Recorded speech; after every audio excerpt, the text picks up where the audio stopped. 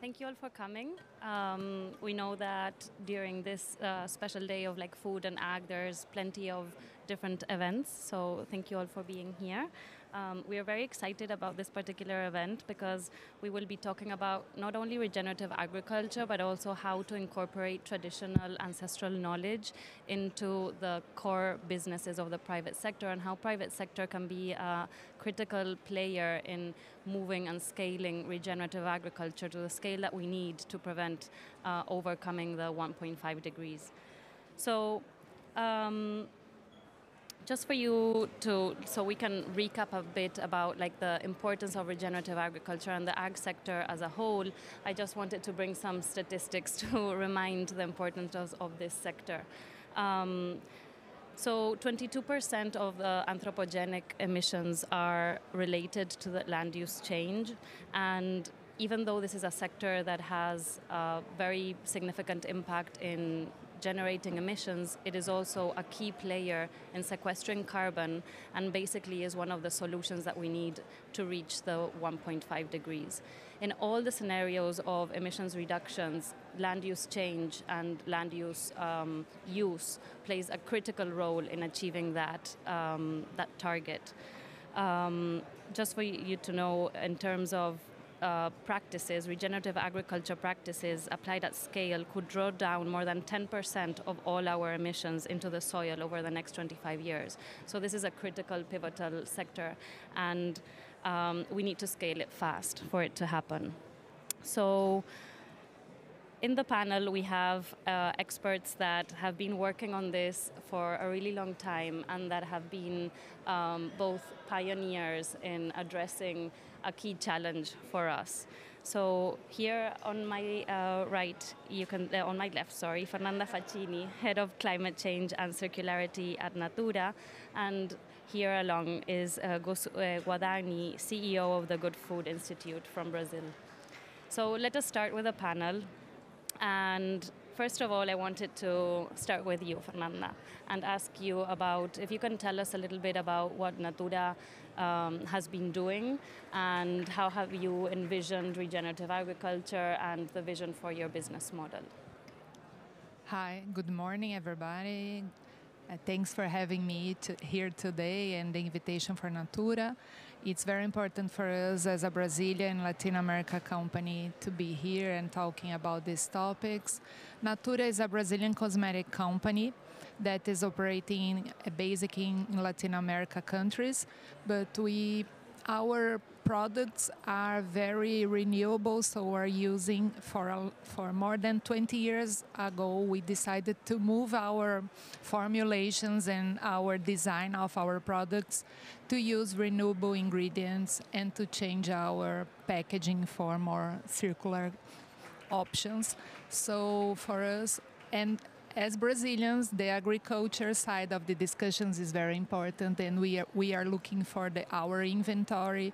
We depends a lot of our the land use and of biodiversity ingredients. So we'd like to talk a little bit about these opportunities.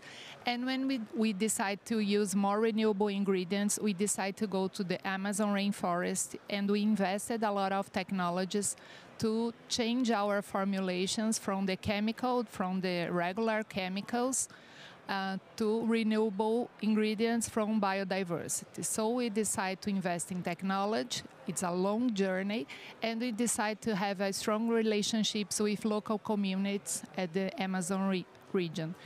So this discussion for me, it's a pleasure because I think that we can scale up this kind of discussion. Brazil has a strong opportunities when we are talking about bioeconomy for pharmaceuticals, for food companies, and as a cosmetic, we are using a small volume of these potentials. So we'd like to talk more about that to scale these opportunities for everybody.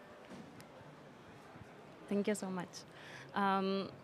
Within IDB Invest, we have the Amazonia Forever initiative. That is a program where we are trying to foster and encourage the bioeconomy in the Amazon. So it's great to hear that we can partner with you and learn from all the experience that you had in working with local communities and developing all these bio ingredients, right? And rethinking of how we can develop products moving away from traditional synthetics into products that are regenerative for the ecosystems.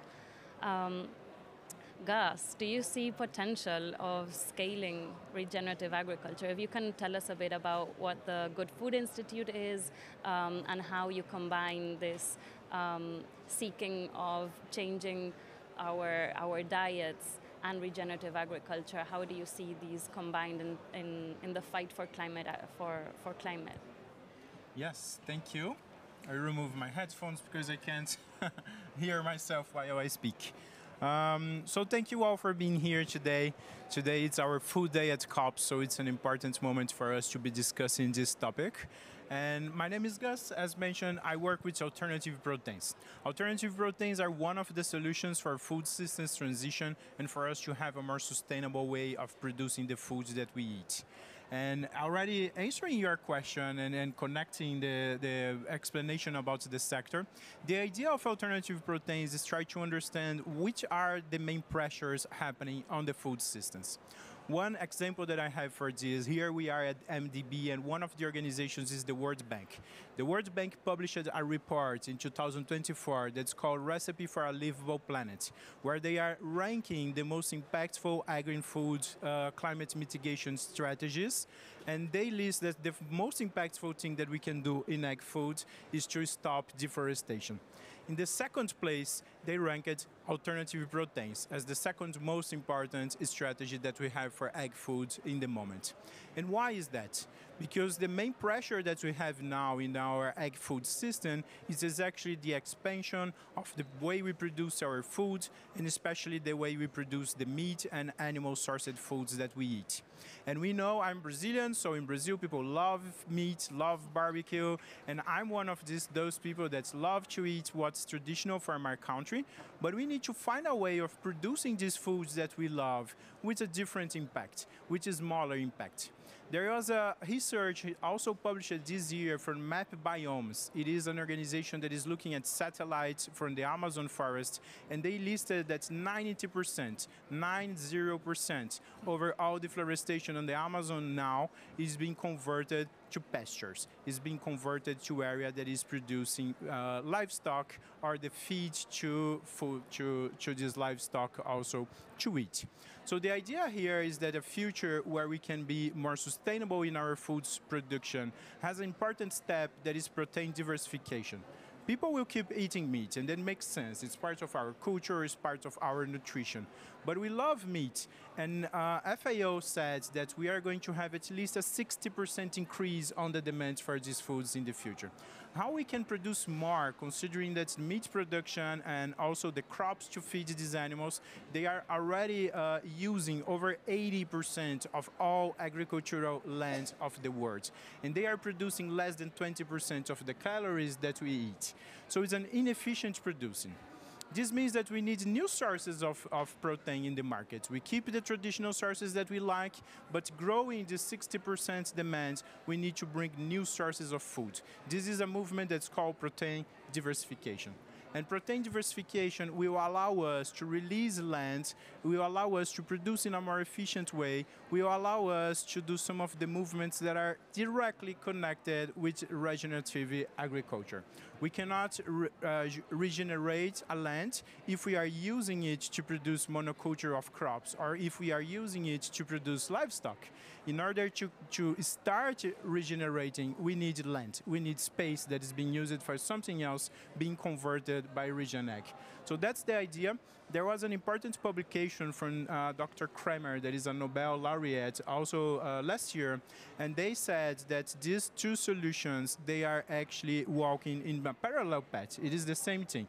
We need to implement protein diversification, release the pressure over the areas that we are using to produce food, and then in these areas that were released, we can make Region Ag to produce other sources of foods that will be produced in a more sustainable way.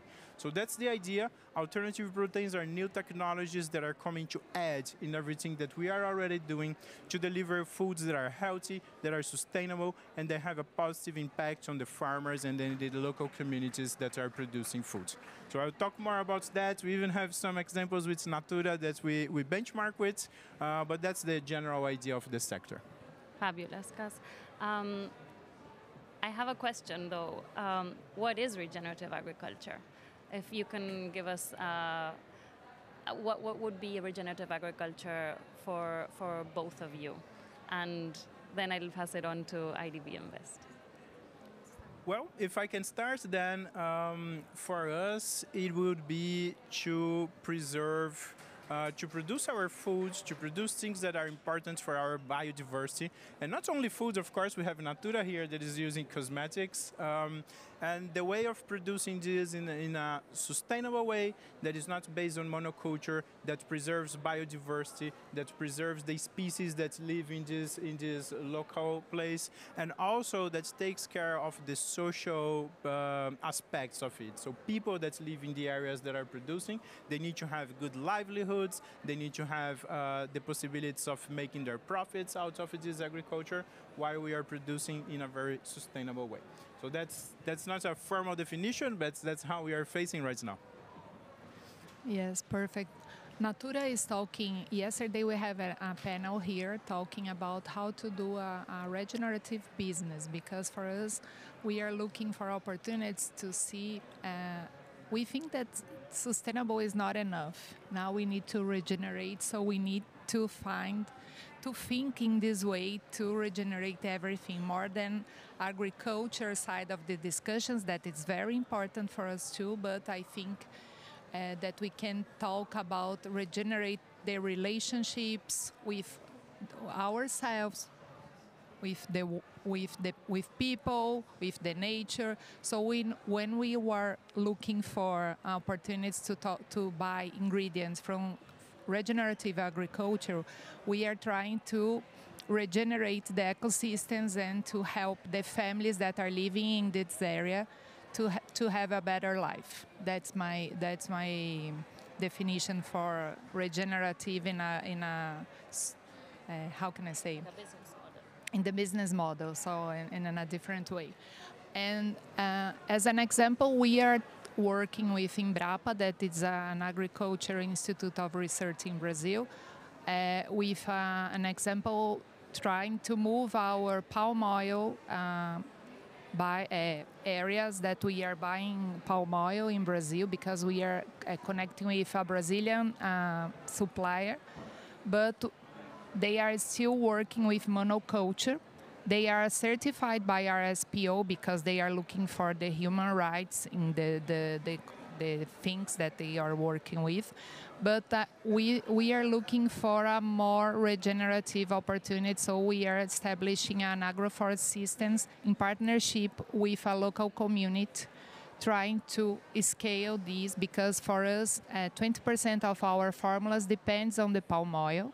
We have a huge factory in the area, in Belém, that is producing our bar soaps, and we depend a lot of these ingredients, so we need to change our value chain. And if we will achieve this goal, we will reduce something like 25% of our emissions from our products. So it's a very important project.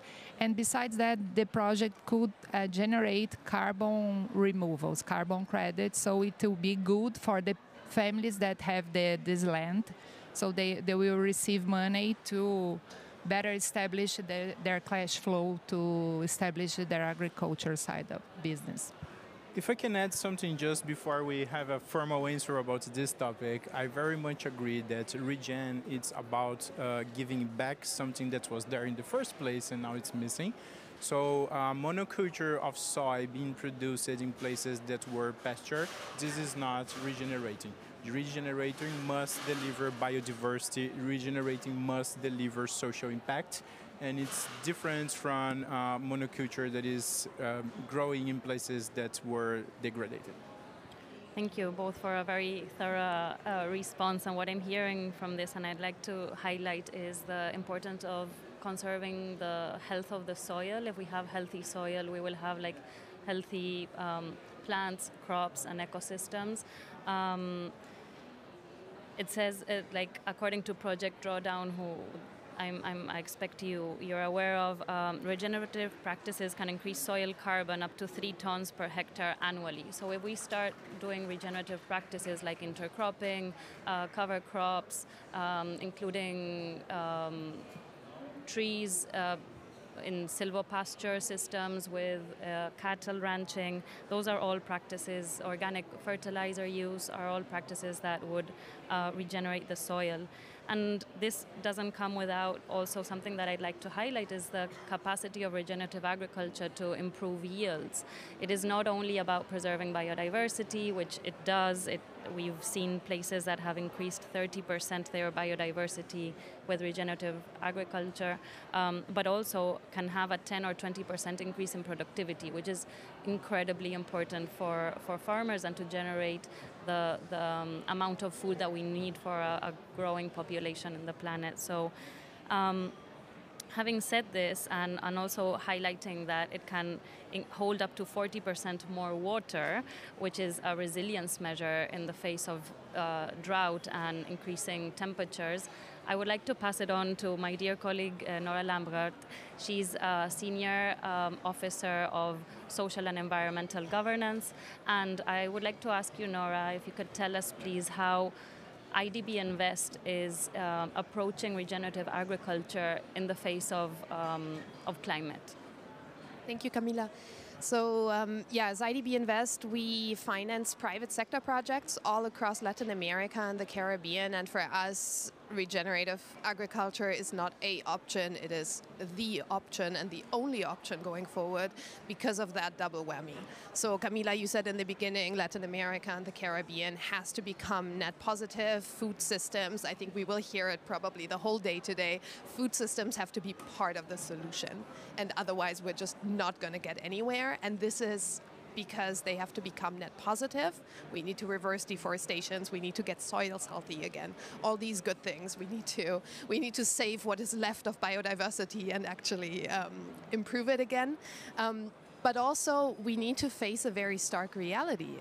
Climate change is there, so we need to make our systems in such a way that they are resilient and more resilient to the impacts of climate change.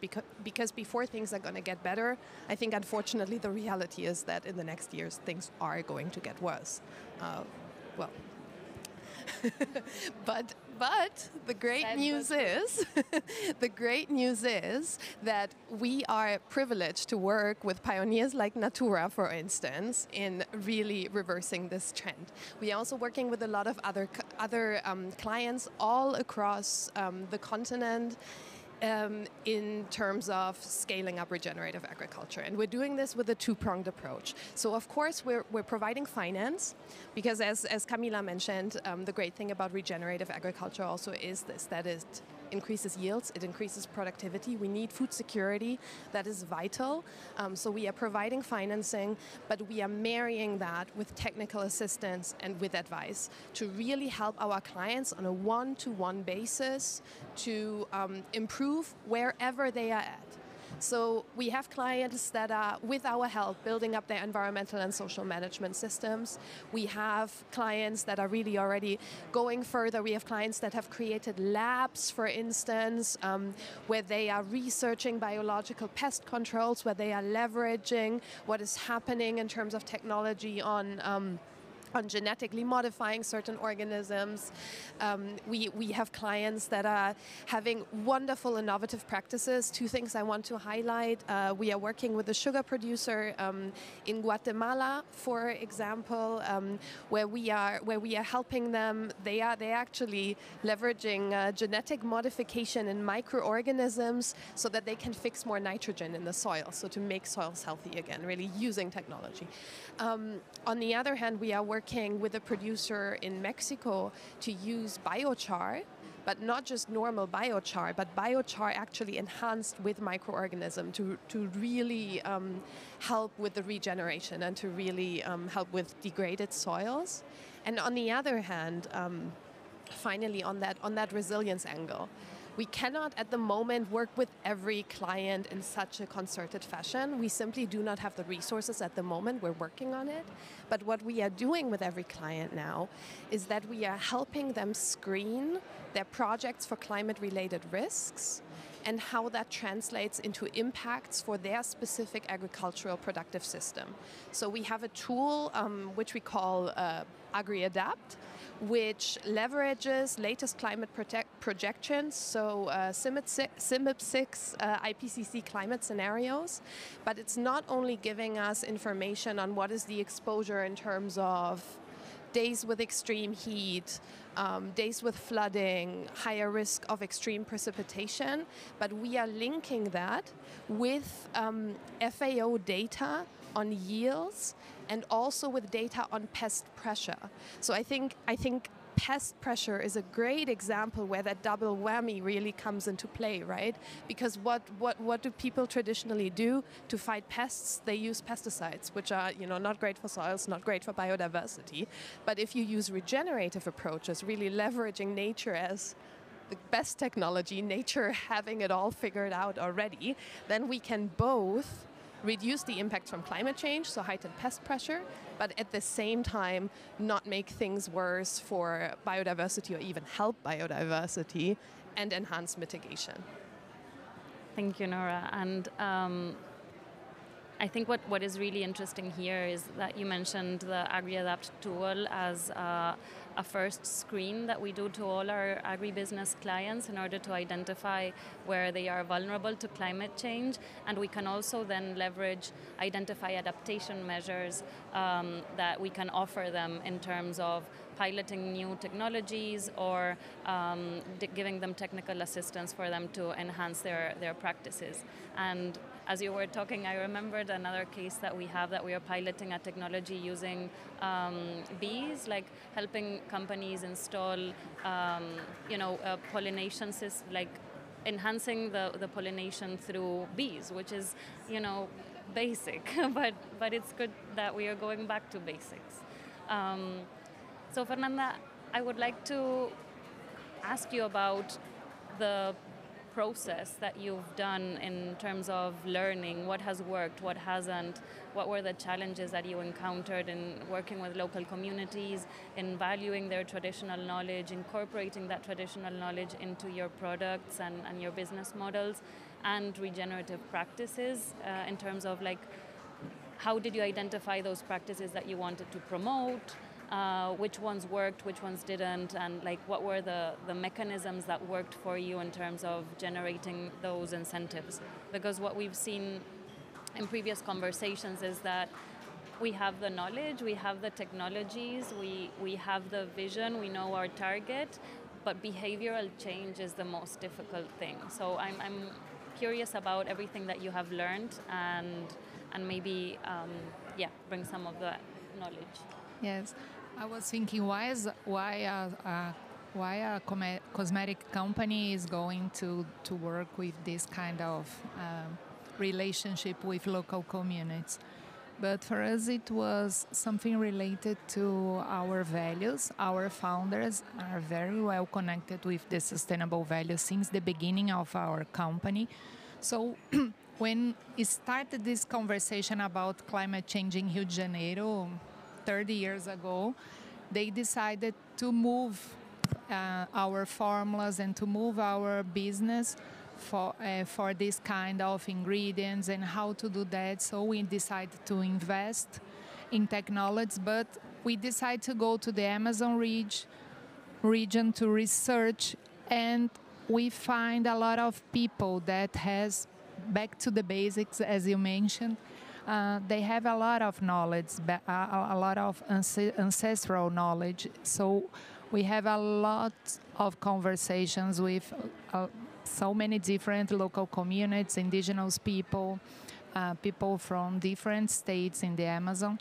And when we were looking, for example, for the Brazilian nut, the women that are collecting these nuts have their hands more soft. So we decided to launch a hand cream using this Brazilian nut, putting these on our creams to better improve, because it's not only using natural ingredients. We need to deliver a good experience for our customers. Because if we don't deliver a good product, the customers will give up. They won't be with us. And the customers that are looking for Natura in the whole countries that we are operating are looking for this sustainable experience. Their beliefs are strong, connected with our beliefs. So when we going back to your question, when we decide to work with these local communities, we need to find a way to establish a good collaborative way, because these people are not confident that what a big company from the south of my country are looking with me. They were thinking that we will, I don't know, explore them, something like that. So we need to establish a strong partnership to show them and to learn with them, to hear them especially, because I was thinking that we need to hear each other. As a Brazilian company, we are here to hear, not only to talk. We have good experience, it's good, but we need to hear each other to see the difference. We are here in a different country to see the difference and to find a way to collaborate and to establish a better way to work. And when we decided to go with this local community, it was like that. We need to find NGOs at the region and to know more about their culture, because we are from the south and the culture is completely different. We need to guarantee, to incentivize them good practice, because they are not prepared with the level of quality that is necessary for us to be connected, to be in a good way to sell our products. So it was a lot of challenge and learnings and trade-offs, because the logistics in the region is very difficult. So we need to find money to help them to implement the collection of the products, because they don't have money enough. They don't have cash flow to establish the production the whole year, and they doesn't know anything about, for example, logistics, about quality and everything. So we need to exchange our knowledge. We learn from them about their traditional knowledge, the traditional way to preserve the forest, and how can we help them to create. I'd like to mention an example. Ucuúba is one of the fruits that we are buying from the Amazon region, and Ucuúba is a tree that they are cutting to sell the wood. So we invested a lot of time researching how can we use this fruit to produce some ingredient for use to put in our cosmetics. So we find a butter that is very good for the skin, and we are buying these fruits. We are paying more for them than the price for the wood, and they are preserving the forest, the standing forest, because they need that money to eat. Talking about food, they need this money to eat. So they were selling wood, but we working together in a collaborative way. We find a better solution for all of us. So we decided. So we are investing our research looking for this kind of opportunities, new fruits, new seeds, a lot of ingredients that could preserve it.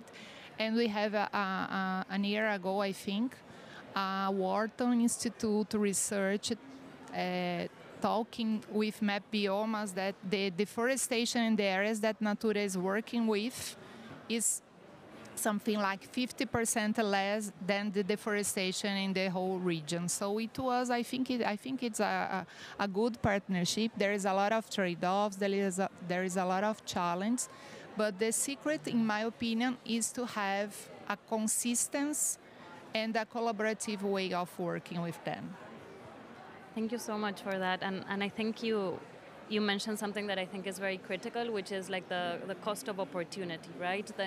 For the incentive to be an actual incentive, it has to be comparable to what they're doing, right? So if the wood has a price and you're paying more than the wood, then that's an incentive in itself. Otherwise, it probably wouldn't be as attractive. So I think it brings to show like the value of like the research and investigating from a purpose-driven question, right? It's like, what are the products that are contributing to deforestation? What are the drivers of deforestation? Okay, it's like purchasing, like looking for wood for these different purposes. What kind of wood? Okay, is that tree? How does that tree have another value that we can enhance through a payment for ecosystem services through a purchasing of a product? Yes. And I guess, yeah, please go ahead. This is why I talked at the beginning about how can we increase and scale this, because if we have more solutions, more food companies, more CPG companies buying these kind of ingredients, pharmaceutical companies, what kind of companies could look for more opportunities to work with these kind of ingredients, looking for these opportunities to help them to scale? Because if we find a different solution, because climate change is not only about risk management, it's about opportunities. Can we look for this challenge as an opportunity? Okay, so how could we help them scale and prevent this kind of disaster that we are seeing in the future, buying this kind of ingredients as an off-takers of these kind of ingredients in our agroforest system. We are looking for off-takers, for example, for cocoa and other different species that we are working with, because we will buy only the palm oil. So we are trying to establish a collaboration with different food companies to buy the other ingredients that they will produce in this area. So how the different companies for different sectors could work in a collaborative way to find these kind of solutions? This is my question for the audience. Any answers? Gus, I wanted to ask you, based on this, we're talking about scalability, right? We're talking about how to bring regenerative agriculture or these business models to scale. And we've heard that there are like issues with logistics. I am wondering in terms of a future with diets that are more plant-based. Normally we associate alternative proteins with soybean, and soybean is one of the drivers of deforestation. So how do you see the future of alternative proteins? Is there a point where they meet, or what? Yeah, what vision do you have for this? Yes, sure. That's a very interesting discussion that I'm loving to have. I feel alternative proteins as we have different layers of impact. So in the first layer is already huge. That's what the World Bank publishes, that's shifting from animal to alternative proteins, even in a small percentage of the market, can reduce, and according to the World Bank, up to 6.1 gigatons of CO2 equivalent And just sometimes we use these numbers here in COP and we think that everyone knows what they mean, but just to be clear about the size of this would be equivalent to mitigating 7 times the impact of eliminating air travel worldwide. So this would be mitigating 7 times the impact of air travel. And this means because the soy that is being produced in monoculture today is not for people to eat or to make burgers, it's to feed animals, right? So most of if we shift part of the meat industry to a meat alternative, we will actually use much less soy. You eat much more soy by eating meat than by eating a product that's made of soy. Just for us to know about calorie conversion in cattle is 1%. It means that we give 99 calories to the animal and we will take 1 calorie out of as meat. But also in GFI Brazil, we are having this view that the alternative protein sector can be even more than that. We have new layers of impact that is possible to bring. And one of these new layers of impact is exactly how we are going to work with biodiversity. So if our products are so much more efficient, we don't need to made them using only products of the monoculture. We can make them with soy, but we can also make them with the Brazilian beans. We have projects in Brazil for that. And one of the projects that I want to tell about is exactly about the Brazilian biodiversity in the Amazon and Cerrado regions. We made this project, it started I think 4 years ago in GFI Brazil, and we were studying about on how we can actually connect to the agenda of biodiversity in Brazil and understanding how the alternative protein sector could play a role. So we studied who was doing a good work on that, and the name that we got, of course, was Natura. So we studied Natura and tried to understand how we could connect to this production chain, and we realized that most of the ingredients that they are using for cosmetics or in generally are being used for cosmetics can also be used for food, and not necessarily competing, with the same ingredients, but actually adding. So for example, so we created these grants, science grants. We fundraised with our donors and we created science grants to develop food ingredients to waste products of the established production chains of the Amazon region and the Cerrado region. One of the research that we did was exactly complementary to the example here about the Brazilian nut. So the Brazilian nut is a very valuable product. We have been used in cosmetics. We have just been used for direct food. You can buy a Brazilian nut in Whole Foods in the United States, right? But the Brazilian nut has other parts of it. The plant has other parts, and one of them is the lead. The lead of the Brazilian nut is rich in fiber, and it can be used as a fiber for food ingredients. Today, one of the things that people try to avoid when making the products healthier is exactly sources of fiber that are seen as less healthy, like methylcellulose. Some ingredients have these strange names that people don't like. We could actually use the Brazilian nut fiber coming from the lead, that is a product that are being wasted, to replace these bad additives from foods. Now it's something that is natural, full of bio components that are good for our health. So this is one of the studies that we are funding now in the Amazon region. We are working with 10 different plants and creating food ingredients. It comes from, for example, creating new color additives from the lead of the macaúba. We have working with the baru nut in the Cerrado region, with babaçu also in Brazil, and developing these new ingredients. Of course, we are 30 years later than Natura. We are 30 years later than the cosmetic industry, so it's just starting. But the idea is that we can connect these production chains in ways that are not competitive. If I'm extracting the oil out of something to make a cosmetic product, the rest of this, what's left after I extracted the oil, is usually called the protein waste.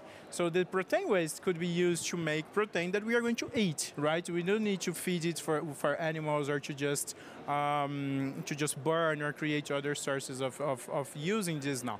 So what I believe is that the food industry, the cosmetics industries, and any other industry that can use the biodiversity, they should be working together, creating new sources of revenue for the communities, and especially keeping the forest standing, because this will create different sources of revenue. If they are selling to the cosmetic industry, they are making money, but if they are selling cosmetics and they are also producing fiber and they are also selling to the protein industry and they are also selling color additives, then you create a full range of a portfolio of products that they can take from the forest, and this will be much more profitable than selling the wood of the forest. So that's my vision, We have a huge impact impact just by replacing meat for soy products, and that's okay. But we can actually have a much bigger impact, new layers of impact by bringing biodiversity, by bringing farmers, by bringing other products of our traditional communities in Brazil and in other places of the world, and producing alternative proteins from that. Just one comment. This is the way that we used to say that more than cultivate, you need to industrialize in a good way. 10 years ago, Natura decided to go to the Amazon region to install a factory. And the idea was to be an industrial park like with a concept of industrial symbiosis. The idea is to do the things that Gus was mentioning.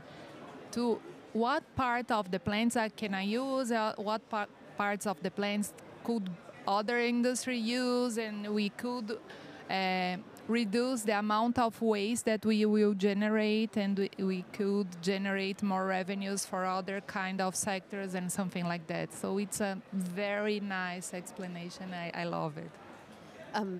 Perhaps to add on there, and you asked earlier, how do we make this collaboration perhaps also across value chains happen, right? I mean, in the end, I think it's really about leveraging and empowering local communities and not thinking only from the perspective of, okay, how do we make sure those communities don't get affected negatively, which is vital, of course.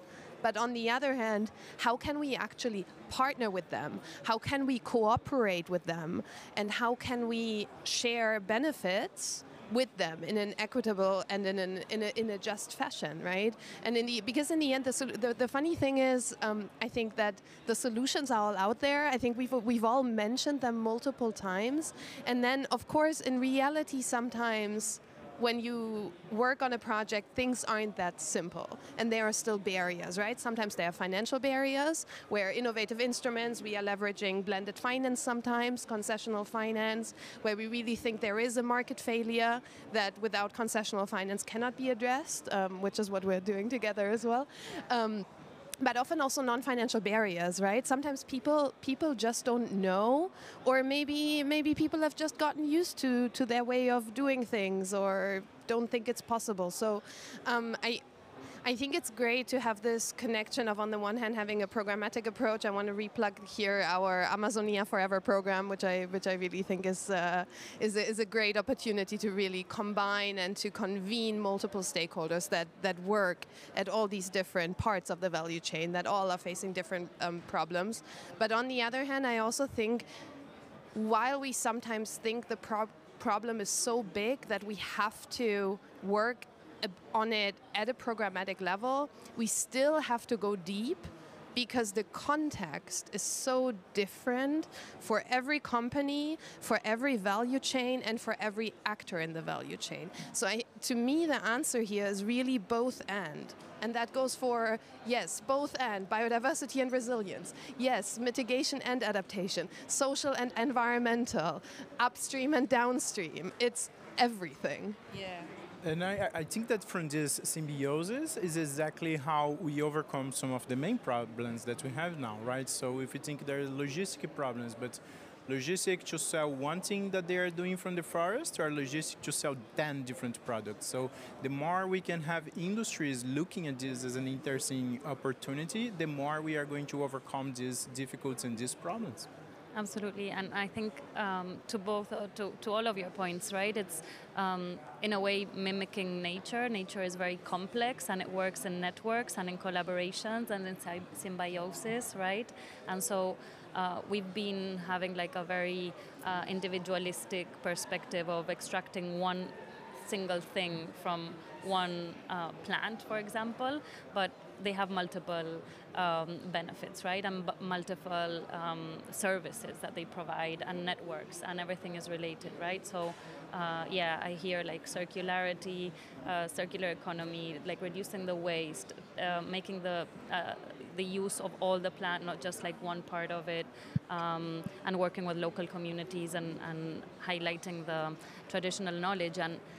And Nora, you brought up finance, which is a key part here, right? So we have mentioned, Fernanda, you mentioned the carbon markets and that you have like an extra pricing that like you provide another revenue in terms of through the carbon markets to the local communities. We have talked about biodiversity a lot, and there's growing interest in biodiversity credits and seeing if there's a possibility to pay for the conservation of biodiversity. So I'm just interested in hearing from your perspective, what do you think are the ways that we can put together, thinking about the complex system, how we have incentives that are as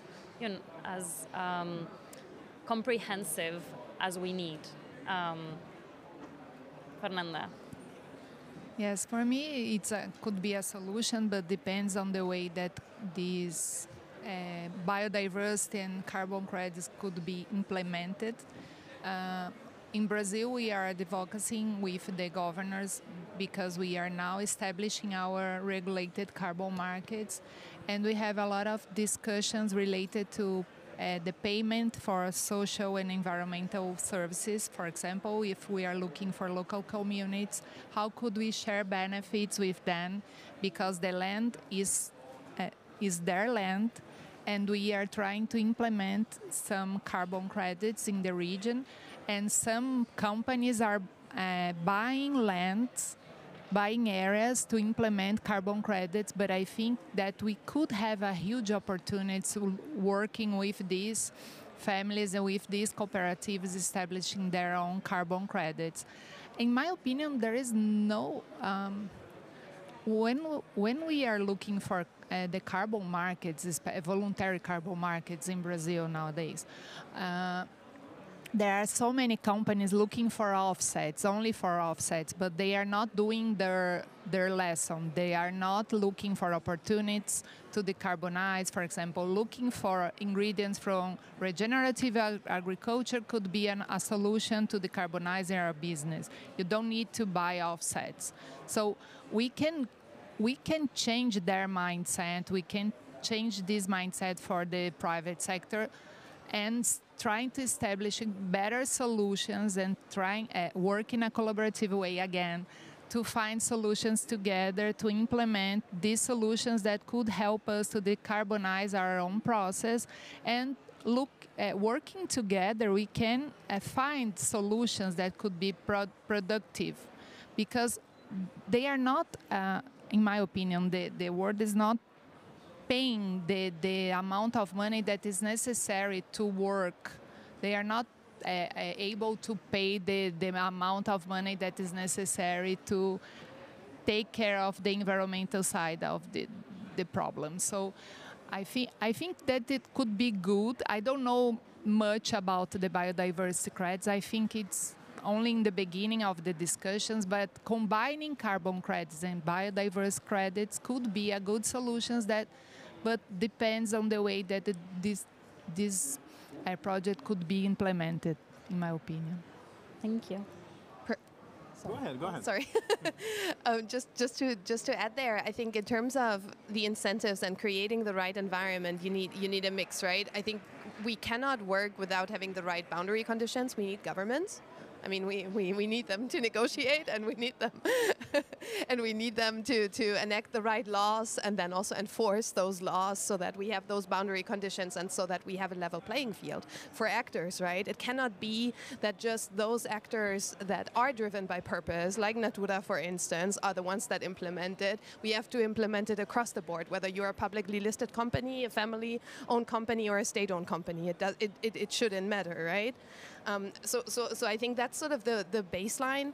But then, of course, in terms of incentives to actually make it happen, I do think, and we as multilateral development banks have a key role here in terms of where market failures persist, to address them through blended finance, where we can really see that additionality.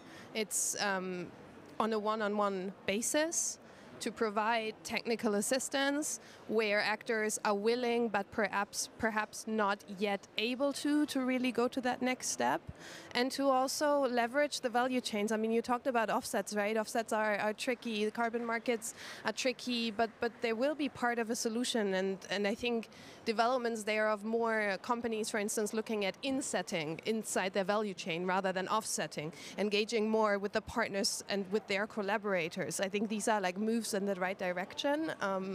Yeah. Yes, I agree. I agree too, and I think like the most important thing that we have to discuss is funding and its finance. That's why, of course, this is the COP of finance. And I think like carbon credits, it's a very important discussion, but also it's a discussion for the future. And we already have many finance and funding tools that are not being used in the direction of this sort of technology and this sort of support. So I would prioritize this part of the discussion.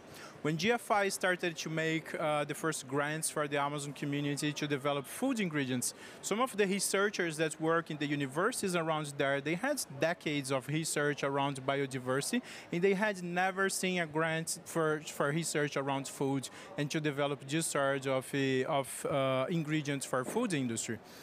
When we think about philanthropy, when we think about government support, even the development bank support, it is much easier to make projects that are more simple. If I want to install a solar panel in a community and there they are going to sell artisanal products that are very low in value, it's very easy. You know, we can find philanthropy grants for that. We can find funding streamlines for that. But if we want to invest in research in the universities, develop ingredients that will create permanent knowledge for these communities and make them permanently having more revenue because of this research, is almost impossible. We have almost no money in philanthropy now being directed for science in Brazil. We have almost no money in philanthropy being directed for the Amazon region to make relevant studies for their own livelihoods and for their own environment. So I would also point out that we need to have a quicker shift. Before discussing carbon credits, we need to have an immediate shift on philanthropy goals, on government goals, on the development banking goals, so we can fund more research, so we can actually enable the new technologies that will allow us to solve these problems. And thinking about those regions not only as the social movements that we are going to support as a more assistentialist way, but thinking about those regions as a very important science hub that is there to receive investment, that has many scientists that are ready for that, and they can create their own solutions on how to solve the issues that we have in our minds. So I think that's a very relevant discussion for us right now. Biochar is a good example of this because biochar is an opportunity to improve the way that you are cultivating to be more regenerative, and is a possibility to generate carbon credits. So it's a combination. I think it's all about E. It's not about or, it's about E and add all the things together. And so I look for example, these kind of biochar projects as a good example of this kind of opportunities, that there is a combination of the different benefits and good impact. Absolutely, and for those that don't know what biochar is, it's a vegetable carbon, carbon vegetal, right? So it's produced through pyrolysis. When you take waste, organic waste, and you put it through the pyrolysis system, you end up having like a piece of carbon, right? And this carbon can be put into the soil, and it can sequester the carbon for hundreds of years, and it's porous, right? It has little holes, so like when you inoculate it with microorganisms that are in the form of a liquid, then it can be used as a fertilizer, and it's a soil enhancer, right? It like produces structure for the soil, and it enhances its soil health. So it has multiple benefits, and we are seeing lots of interest from. We have at least 3 clients that want to work with biochar. So, and there's also several methodologies for carbon sequestration calculations so that you can emit carbon credits. So we are also helping them with that. I would like to know if there's any questions from the audience. We can have like maybe 1 or 2 questions, and then we'll ask for last comments from our panelists.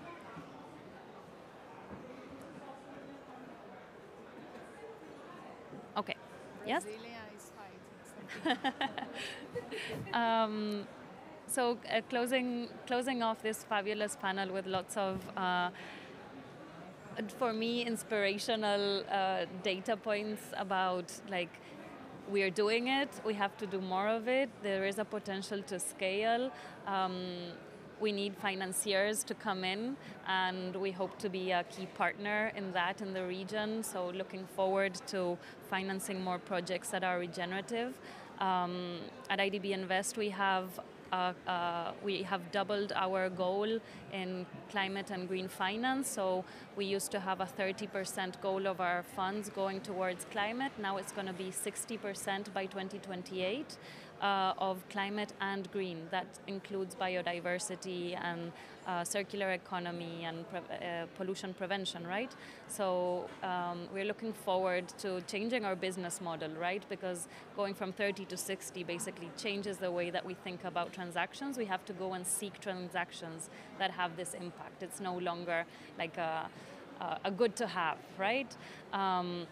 So if you would have to say something in terms of how you would like the next COP to be, which will be in Brazil, what are you looking forward to bringing to the table for next year? What partnerships or collaboration or work do you think you'll be doing from here to Berlin? And if you need if you would like any support.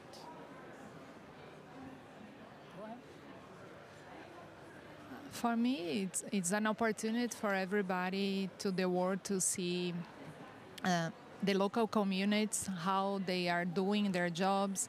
It's an opportunity to see the forest because we are having COPs in different countries. We have an opportunity to see the desert when we were in Egypt.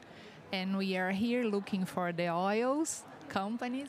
And we have a good opportunity to see how can we go forward with this kind of regenerative business model.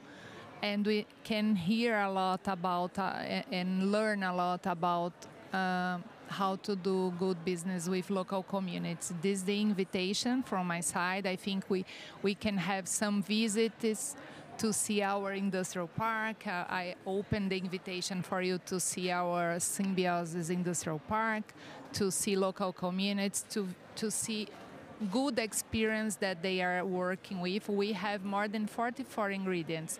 So we can see and think about opportunities, how can we combine and collaborate to find a way to scale this business. We would very much like to connect our project with the Symbiosis factory that you have there. And for me, I think that going to Brazil, we need to try to think on what are the problems making pressure over Brazil. Of course, fossil fuels is a huge discussion, but there is already information and data that we will not be able to accomplish the Paris Agreement goals if we do not make a transition on food systems as well. We can even make a strong transition in fossil fuels, and if we do not touch food systems, we are not going to accomplish the Paris Agreement goals. And being there, being in Brazil, being in the forest, you will see that the deforestation, that the forest degradation has cattle over it right now. And it's important for us to discuss in a perspective that is not ignoring, of course, the main impact that this has in our lives, of course, because we want to eat the products that the food systems are producing. Food systems cannot be understood just as impact. It's the impact of producing our food, right? So we need to try to understand on how we can make our food in a smarter way, how we can create a system that is more diverse, more resilient. And I expect that in Brazil we can put food in the center of the table of the discussions, not only in the table that we're going to eat after the discussions, you know? Our negotiations, our discussions, they need to be around food. Food systems now represent over 30% of the global GHG emissions, and they receive less than 3% of all investments on climate. There is a new report that was launched yesterday, so I'm yet to read, but they are saying that actually in the last year, the investments in food systems decreased to up to 2.5%, 5%, and only 1.5% of the total investment in food system is actually directly to sustainable food system rather than regenerating degraded pasture to make monoculture or something like this. So we need to increase very much the amount of investment that is coming from food. We need climate to understand there is no way we were going to meet our climate goals without working on the food systems and without creating food systems that are more resilient for the future of everyone. Fabulous, thank you. Perhaps I think on the macro side I have nothing to add. That's perfect. Perhaps I would like to use the opportunity to challenge everyone here in the room and outside of it to use the next year to rediscover and reconnect, because it's all out there. I think in Brazil makes that so clear. Latin America, you know, I'm an outsider. I'm German. Makes that so clear to me. Working with the region, it's all there already. We just need to reconnect it, and we all must reconnect with nature. We must reconnect with our food, and I think then everything will flow from there. Thank you so much, Nora. When talking about reconnection, you made me think about, I'm reading this book called Braiding Sweetgrass. If you haven't read it, it's absolutely beautiful. And in one part, they talk about how in traditional practices, they use the roots of certain trees to weave baskets and to produce shelter. And so they have to dig the root, right? And in digging the root, they're in connection with all this network of roots that is basically the map of our life of connections, and they have to connect with the earth, that humus, that black, deep earth that has that very particular smell, and that smell of that earth liberates oxytocin in our bodies, and that hormone is the hormone that connects mother and child and that connects humans with nature, right? So it's generating this bond with Mother Nature, and I think that, to your point, that's exactly what we need to work as one. Thank you all so much for staying here and for listening to us, and thank you so much for both all of you three great panelists. Thank you so much. Thank you.